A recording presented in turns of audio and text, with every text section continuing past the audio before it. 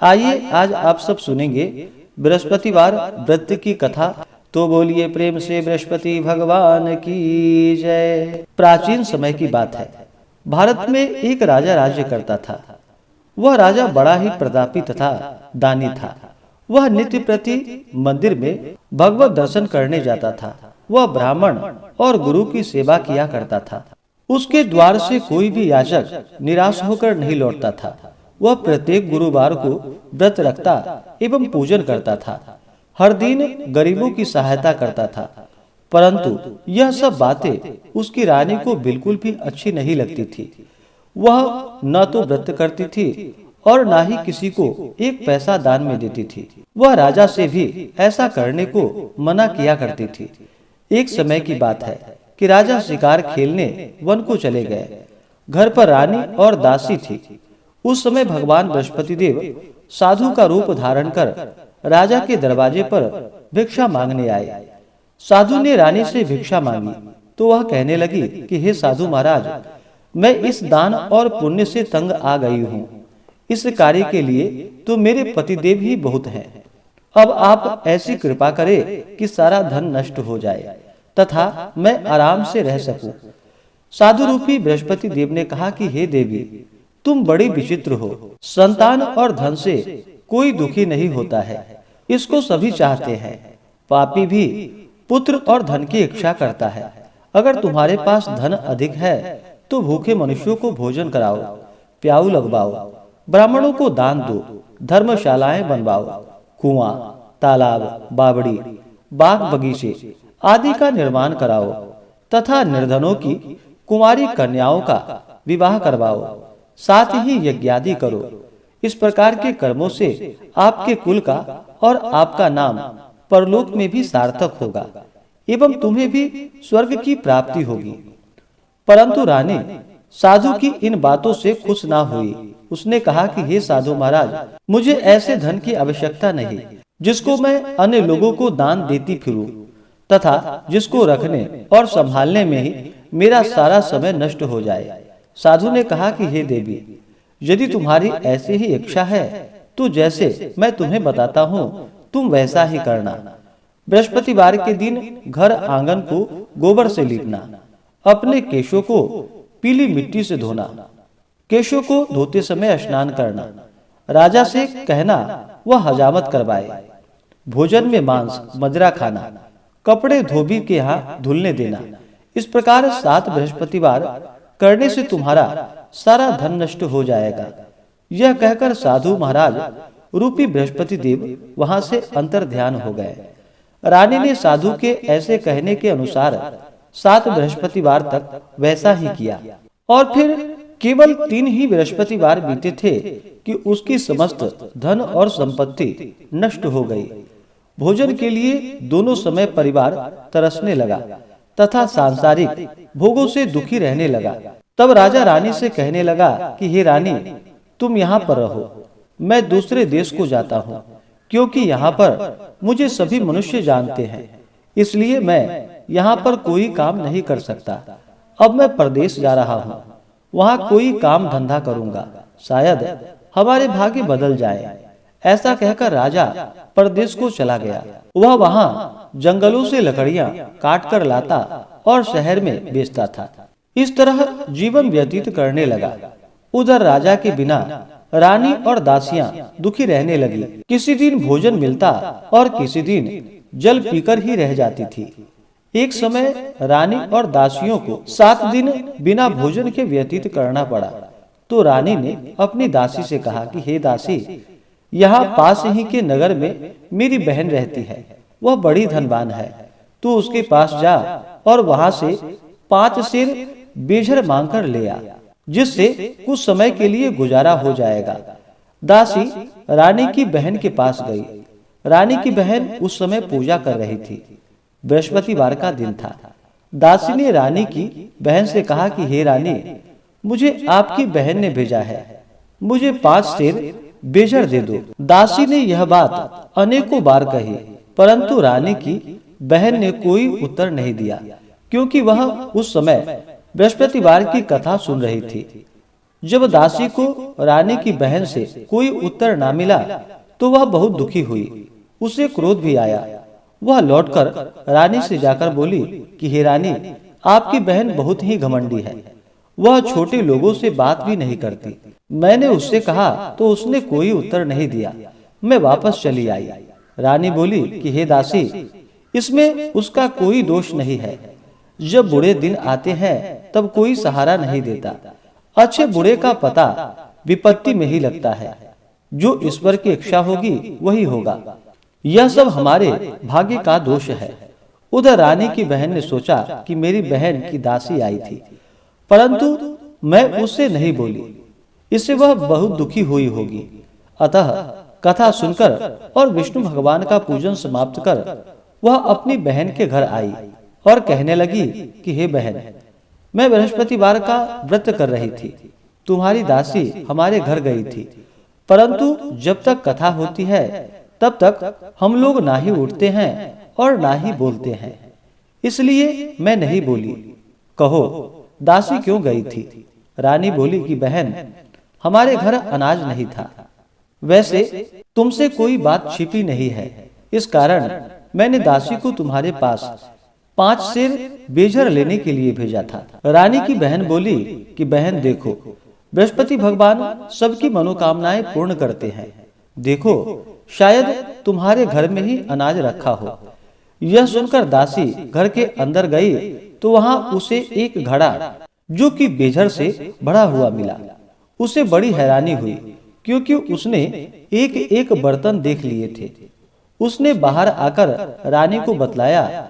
दासी अपनी रानी से कहने लगी कि हे रानी, देखो, वैसे हमको जब अन्न नहीं मिलता तो हम रोज ही व्रत करते हैं। अगर इसने इस व्रत की विधि और कथा पूछ ली जाए तो उसे हम भी कर लिया करेंगे।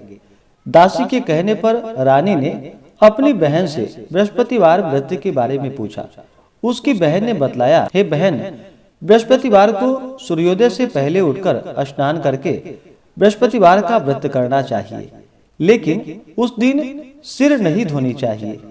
बृहस्पतिवार के व्रत में चने की दाल और मुनक्कों से विष्णु भगवान की केले के वृक्ष की जड़ के नीचे बैठ करके पूजा करनी चाहिए तथा दीपक जलावे। उस दिन एक ही समय भोजन करे। भोजन पीले खाद्य पदार्थों का करे तथा कथा सुने। इस प्रकार करने से गुरु भगवान प्रसन्न होते हैं, अन्न, पुत्र, धन देते हैं। इस तरह व्रत और पूजन की विधि बतलाकर रानी की बहन अपने घर को चली गई। रानी और दासी दोनों ने निश्चय किया कि वे बृहस्पति देव भगवान का पूजन जरूर करेंगी। 7 दिन बाद जब बृहस्पतिवार आया तो उन्होंने व्रत रखा। घुड़साल में जाकर चना और गुड़ बीन लाई तथा उसकी दाल से केले की जड़ में विष्णु भगवान का पूजन किया। अब भोजन कहाँ से आए? दोनों बड़ी दुखी हुई, परंतु उन्होंने व्रत किया। इस कारण बृहस्पति देव प्रसन्न हो गए। वे एक साधारण व्यक्ति के रूप में 2 थालों में सुंदर पीला भोजन लेकर आए और दासी को देकर बोले कि हे दासी, यह भोजन तुम्हारे और रानी के लिए है, तुम दोनों करना। दासी भोजन पाकर बड़ी प्रसन्न हुई और रानी से जाकर बोली कि रानी जी, भोजन कर लो। रानी को भोजन आने के बारे में कुछ पता नहीं था, इसलिए वह दासी से बोली कि जा, तू ही भोजन कर, तू हमारी व्यर्थ ही हंसी उड़ाती है। दासी बोली, एक व्यक्ति अभी भोजन देकर गया है। रानी कहने लगी, वह भोजन तेरे लिए ही दे गया होगा, तू ही भोजन कर ले। दासी ने कहा कि वह व्यक्ति हम दोनों के लिए 2 थालों में भोजन देकर गया है, इसलिए मैं और आप दोनों ही साथ साथ भोजन करेंगे। फिर दोनों ने गुरु भगवान को नमस्कार कर भोजन प्रारंभ किया। उसके बाद वे प्रत्येक बृहस्पतिवार को गुरु भगवान का व्रत और पूजन करने लगी। बृहस्पति भगवान की कृपा से उसके पास धन हो गया, परंतु रानी फिर पहले की तरह ही आलस्य करने लगी। तब दासी बोली कि देखो रानी, तुम पहले भी इस प्रकार आलस्य करती थी। तुम्हें धन के रखने में तुम्हें कष्ट होता था, इस कारण सभी धन नष्ट हो गया। अब जब गुरु भगवान की कृपा से धन मिला है तो फिर तुम्हें आलस्य नहीं करना चाहिए। बड़ी मुसीबतों के बाद हमने यह धन पाया है, इसलिए हमें दान पुण्य करना चाहिए। भूखे मनुष्यों को भोजन कराओ, प्याऊ लगवाओ, ब्राह्मणों को दान दो, कुआं, तालाब, बावड़ी आदि का निर्माण करवाओ, मंदिर पाठशाला बनवाकर दान दो, कुंवारी कन्याओं का विवाह करवाओ, धन को शुभ कार्यों में खर्च करो, जिससे तुम्हारा कुल का यश बढ़े तथा स्वर्ग प्राप्त हो और पितृ प्रसन्न हो। दासी की बात मानकर रानी ने इसी प्रकार के कर्म करने प्रारंभ कर दिए, जिससे उनका काफी यश फैलने लगा। एक दिन रानी और दासी आपस में विचार करने लगी कि न जाने राजा किस दशा में होंगे। उनकी कोई खोज खबर नहीं है। गुरु भगवान से उन्होंने प्रार्थना की और भगवान ने रात्रि में राजा को स्वप्न में कहा कि हे राजा, उठो, तेरी रानी तुझको याद करती है, अब अपने देश को लौट जा। फिर क्या था, राजा प्रातः काल उठकर जंगल से लकड़ियां काटकर लाने के लिए जंगल की ओर चल पड़ा। जंगल से गुजरते हुए वह सोचने लगा, रानी की गलती से कितने दुख भोगने पड़े। राजपाट छोड़कर उसे जंगल में आकर रहना पड़ा। जंगल से लकड़ियां काटकर उन्हें बेचकर गुजारा करना पड़ा। उसी समय उस जंगल में बृहस्पति देव एक साधु का रूप धारण कर वहां पर आए और राजा के पास आकर बोले कि हे लकड़हारे, तुम इस सुनसान जंगल में किस चिंता में बैठे हो, मुझे बतलाओ। यह सुनकर राजा के नेत्रों में जल भर आया और साधु की वंदना कर बोला कि हे प्रभु, आप सब कुछ जानने वाले हैं। इतना कहकर राजा ने साधु को अपनी संपूर्ण कहानी सुना दी। महात्मा तो स्वभाव से ही दयालु होते हैं। वे राजा से बोले कि हे राजा, तुम्हारी पत्नी ने बृहस्पति देव के प्रति अपराध किया था, जिसके कारण तुम्हारी यह दशा हुई। अब तुम किसी प्रकार की चिंता मत करो, भगवान तुम्हें पहले से भी अधिक धन देंगे। देखो, तुम्हारी पत्नी ने बृहस्पतिवार का व्रत करना प्रारंभ कर दिया है। अब तुम भी बृहस्पतिवार का व्रत करके चने के दाल व गुड़ और जल को लोटे में डालकर केले के पत्ते से भगवान विष्णु का पूजन करो। फिर कथा कहो या सुनो, भगवान तुम्हारी सभी कामनाओं को पूर्ण करेंगे। साधु को प्रसन्न देखकर राजा बोला कि हे प्रभु, मुझे लकड़ी बेचकर इतना पैसा नहीं बचता जिससे भोजन करने के उपरांत कुछ बचा सकूं। मैंने रात्रि में अपनी रानी को व्याकुल देखा है। मेरे पास कोई साधन नहीं है जिससे समाचार जान सकूं। फिर मैं बृहस्पतिवार की कौन सी कहानी कहूं या सुनूं? मुझको तो कुछ भी मालूम नहीं है। साधु ने कहा कि हे राजा, तुम किसी बात की चिंता मत करो। बृहस्पतिवार के दिन तुम रोजाना की तरह लकड़ियां लेकर शहर में जाओ। तुम्हें रोज से 2 गुना धन प्राप्त होगा, जिससे तुम भली भांति भोजन कर लोगे तथा बृहस्पति देव की पूजा का सामान भी आ जाएगा। अब सुनते हैं बृहस्पतिवार व्रत की कथा। प्राचीन काल में एक बहुत ही निर्धन ब्राह्मण था। उसकी कोई संतान ना थी। वह नित्य पूजा पाठ करता, परंतु उसकी स्त्री बहुत मलिनता के साथ रहती थी। वह ना ही स्नान करती थी और न किसी देवता का पूजन करती थी। प्रातः काल उठते ही सर्वप्रथम भोजन करती, बाद में कोई अन्य कार्य करती। ब्राह्मण देवता बहुत दुखी रहते थे। पत्नी को बहुत समझाते, किंतु उसका कोई परिणाम ना निकलता। भगवान की अनुकंपा से एक समय उस ब्राह्मण की पत्नी गर्भवती हुई और 10वें महीने में एक सुंदर कन्या को जन्म दिया। निर्धन ब्राह्मण कन्या के जन्म से बहुत दुखी हुआ। धीरे धीरे ब्राह्मण की कन्या बड़ी होने लगी। बचपन से ही उस कन्या की रुचि भगवान विष्णु की पूजा में थी। वह प्रातः उठते ही स्नान आदि करके भगवान विष्णु का पूजन करने मंदिर में जाती थी। बृहस्पतिवार को व्रत करके विधिवत पूजा पाठ करती थी। पूजा पाठ के बाद वह पढ़ने के लिए पाठशाला में चली जाती थी। घर से चलते हुए वह मुट्ठी भर जौ साथ लेकर जाती थी और पाठशाला के रास्ते में थोड़े थोड़े जौ गिराती हुई जाती थी। जब वह पाठशाला से घर लौटती तो जौ के वह दाने जो कि सोने में बदले हुए उसको मिलते। लड़की सभी सोने के दाने बीन लाती थी। एक दिन जब वह सोने के दानों को साफ कर रही थी तो उसकी माँ ने कहा, बेटी, सोने के दाने साफ करने के लिए सोने का सूप भी तो होना चाहिए। अगले दिन बृहस्पतिवार था। उसने भगवान बृहस्पति देव की पूजा करते हुए उनसे प्रार्थना की कि हे भगवान, यदि मैंने आपका व्रत विधिवत किया हो तो मुझे सोने का सूप दे दो। भगवान बृहस्पति देव ने उसकी मनोकामना पूरी करने का वचन दिया। पाठशाला से लौटते समय उसे रास्ते में सोने का सूप पड़ा हुआ मिला। घर लौटकर सोने का सूप अपनी माँ को दिखाकर वह सोने के दाने साफ करने लगी। उसी समय नगर का राजकुमार उसके घर के पास से गुजरा। उस सुंदर लड़की को सोने के सूप में जौ साफ करते हुए देखकर राजकुमार उस पर मोहित हो गया। महल में लौटकर राजकुमार ने राजा से उस लड़की से विवाह करने की इच्छा प्रकट की। तो राजा ने ब्राह्मण को महल में बुलाकर राजकुमार से लड़की की विवाह की बात कही। ब्राह्मण तैयार हो गया और फिर धूमधाम से उस लड़की का विवाह राजकुमार से हो गया। दुल्हन बनकर ब्राह्मण की लड़की महल में चली गई।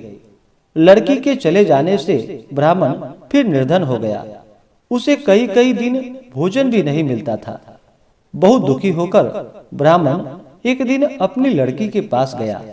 अपने पिता से निर्धनता का समाचार सुनकर उसे बहुत सा धन देकर पिता को विदा किया।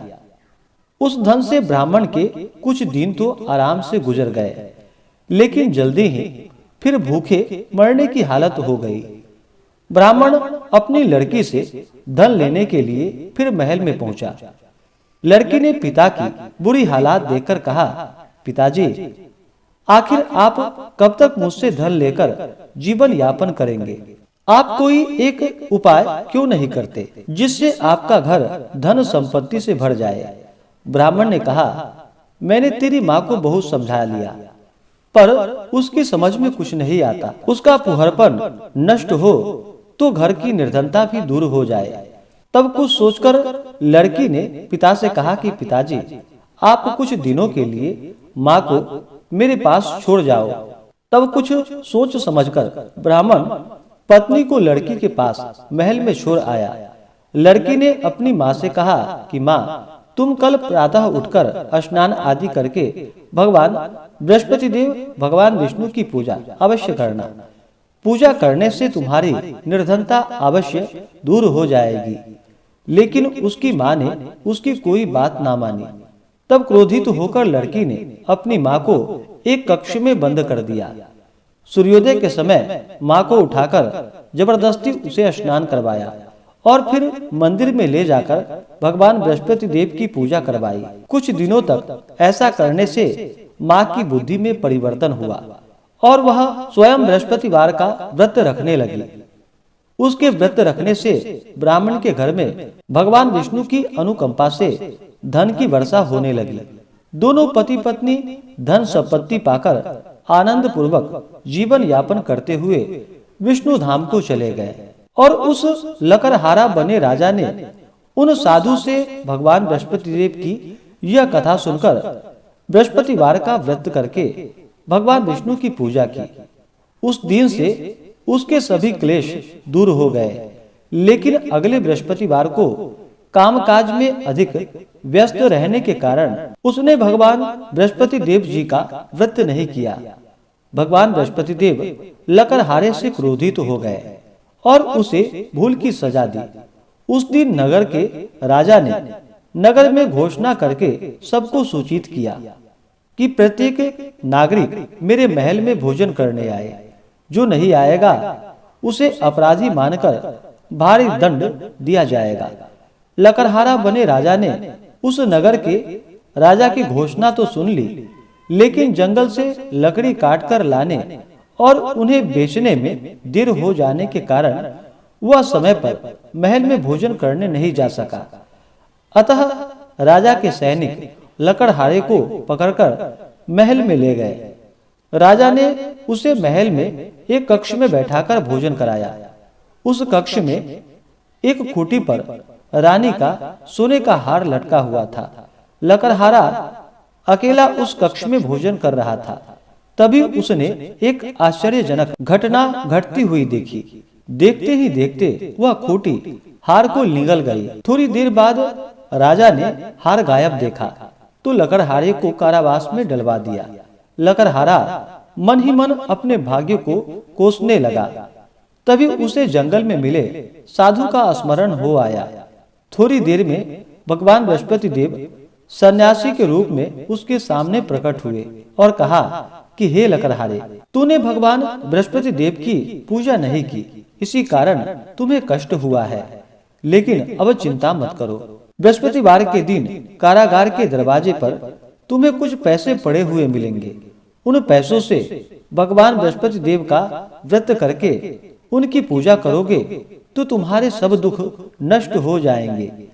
बृहस्पतिवार के दिन दरवाजे पर पड़े मिले पैसे से चने और गुड़ मंगवाकर लकड़हारे ने बृहस्पतिवार की कथा कही तो भगवान बृहस्पति देव ने प्रसन्न होकर उस नगर के राजा को स्वप्न में लकड़हारे को कारागार से मुक्त करने को कहा। सुबह राजा ने अपने कक्ष में आकर देखा तो खूंटी पर रानी का हार टंगा हुआ पाया। राजा ने लकड़हारे को मुक्त कर दिया और उसे धन और आभूषण आदि देकर विदा किया। लकड़हारा बना राजा उस नगर से चलकर अपने नगर में पहुंचा तो उस नगर में कुएं, धर्मशालाएं, बाग बगीचे देखकर बहुत प्रसन्न हुआ। राजा ने किसी से पूछा कि ये कुएं, धर्मशालाएं किसने बनवाई है। सबने उसे बतलाया कि ये सब रानी और उसकी दासी ने बनवाए हैं। राजा महल में पहुंचा तो रानी ने उसका भव्य स्वागत किया। तब राजा ने निश्चय किया कि सप्ताह में एक बार तो सभी बृहस्पतिवार का व्रत तथा पूजन करते हैं, परंतु मैं प्रतिदिन व्रत किया करूंगा तथा दिन में 3 बार कथा कहूंगा। अब राजा हर समय दोशाले में चने की दाल बांधे रहता तथा दिन में 3 बार बृहस्पति देव की कथा कहता। कुछ दिनों के बाद राजा को अपनी बहन की याद आई। एक दिन घोड़े पर सवार होकर राजा अपनी बहन से मिलने चल दिया। अभी राजा नगर के बाहर पहुंचा ही था कि उसने कुछ लोगों को एक शव को ले जाते हुए देखा। राजा को स्मरण हो आया कि आज उसने किसी को बृहस्पतिवार व्रत की कथा नहीं सुनाई है। राजा ने उन लोगों को रोककर कहा कि भाइयों, आप शव को ले जाने से पहले मुझसे बृहस्पतिवार की कथा सुन लो। लोगों ने राजा पर क्रोधित होते हुए कहा कि तुम पागल तो नहीं हो। लेकिन कुछ बड़े बूढ़े लोगों ने कहा, अच्छा भाई, साथ में चलते चलते तुम अपनी कथा भी सुना लो। राजा ने चलते हुए आधी कथा ही सुनाई थी कि शव हिलने लगा। राजा के पूरी कथा सुनाते ही शव उठकर बैठ गया। लोगों ने हैरानी से दांतों तले उंगलियां दबा ली और अगले बृहस्पतिवार से भगवान बृहस्पति देव का व्रत करने व कथा सुनने का निश्चय कर लिया। अब घोड़े पर सवार राजा चलते हुए एक किसान के पास पहुंचा। किसान अपने खेत में हल चला रहा था। राजा ने कहा कि अरे भाई, मुझसे बृहस्पतिवार की कथा सुन लो। किसान झुंझलाकर बोला, अरे भाई, तुम देख नहीं रहे, जितनी देर तक तुम्हारी कथा सुनूंगा उतनी देर में तो पूरे खेत में हल चला लूंगा। राजा निराश होकर चलने लगा। तभी किसान के बैल लड़खड़ाकर जमीन पर जा गिरे। किसान के पेट में भी जोरों का दर्द होने लगा। उस किसान की पत्नी जब खाना लेकर आई तो उसने किसान से इस बारे में पूछा। किसान ने घुड़सवार की पूरी कहानी सुनाई। किसान की पत्नी दौड़ती हुई राजा के पास पहुंचकर हाथ जोड़कर बोली कि भैया, मैं तुम्हारी कथा सुनने को तैयार हूँ। राजा ने उसके साथ खेत पर पहुंचकर बृहस्पतिवार की कथा सुनाई। तभी बैल उठकर खड़े हो गए। किसान के पेट का दर्द भी तुरंत ही ठीक हो गया। राजा अपनी बहन के घर पहुंचा तो उसकी बहुत आवभगत हुई। अगले दिन सुबह उठकर राजा ने देखा घर के सभी लोग भोजन कर रहे हैं। किसी भूखे को बृहस्पतिवार की कथा सुनाए बिना राजा भोजन नहीं करता था। उसने बहन से कहा कि बहन, क्या घर में कोई ऐसा व्यक्ति है जिसने अभी तक भोजन ना किया हो? उसकी बहन बोली, भैया, हमारे घर में तो क्या, आपको पूरे नगर में कोई ऐसा व्यक्ति नहीं मिलेगा जिसने सुबह सुबह भोजन नहीं किया हो। तब राजा ने बहन के घर से निकलकर उस नगर में बिना भोजन किए व्यक्ति की तलाश की। एक गरड़िए के घर में उसका बेटा बीमार होने के कारण भूखा रह गया था। राजा ने उसको जाकर बृहस्पतिवार की कथा सुनाई। कथा सुनते सुनते गरड़िए का बीमार बेटा बिल्कुल ठीक हो गया। सबने राजा की बहुत प्रशंसा की। एक दिन राजा ने अपनी बहन से कहा, बहन, अब हम अपने घर जाना चाहते हैं, तुम भी हमारे साथ चलो, कुछ दिन वहां रहकर लौट आना। राजा की बहन ने अपनी सास से पूछा तो सास ने ताने देते हुए कहा, बहू, मायके जाना हो तो अकेली जाना, मेरे पोते को नहीं ले जाना। तुम्हारे भाई के कोई संतान नहीं है, कहीं तुम्हारी भाभी मेरे पोते पर कोई जादू टोना न कर दे। दूसरे कक्ष में बहन की सास की बातें सुनकर राजा दुखी मन से अकेले ही अपने घर को लौट गया। रानी ने राजा से कहा, आप तो अपनी बहन को साथ लाने की बात कहकर गए थे, फिर बहन को साथ क्यों नहीं लाए? तब राजा ने दुखी होते हुए कहा, रानी, हम निसंतान हैं, इसलिए कोई हमारे घर आना पसंद नहीं करता है। रानी ने राजा को समझाया कि हे प्राणनाथ, हमें बृहस्पति देव ने सब कुछ दिया है, अब भगवान बृहस्पति देव हमें संतान भी अवश्य देंगे। बृहस्पतिवार को विधिवत व्रत करते हुए राजा रानी ने भगवान बृहस्पति देव से संतान के लिए प्रार्थना की। कुछ दिनों के बाद उन्होंने स्वप्न में दर्शन देते हुए कहा, हे राजन, तेरी मनोकामना अवश्य पूरी होगी। एक सप्ताह बाद ही रानी गर्भवती हो गई। 10वें महीने में रानी ने एक सुंदर पुत्र को जन्म दिया। राजा रानी जीवन पर्यंत बृहस्पतिवार का व्रत करते रहे। उनके घर में धन की वर्षा होती रही। इस तरह आनंद पूर्वक जीवन यापन करते हुए राजा रानी भगवान बृहस्पति देव की अनुकंपा से मोक्ष को प्राप्त करके सीधे वैकुंठ धाम को पहुंच गए। बृहस्पतिवार को विधिवत व्रत करके जो स्त्री पुरुष भगवान बृहस्पति देव की पूजा करते हैं तो भगवान उनकी सभी मनोकामनाएं अवश्य ही पूर्ण करते हैं। तो बोलिए प्रेम से भगवान बृहस्पति देव की जय।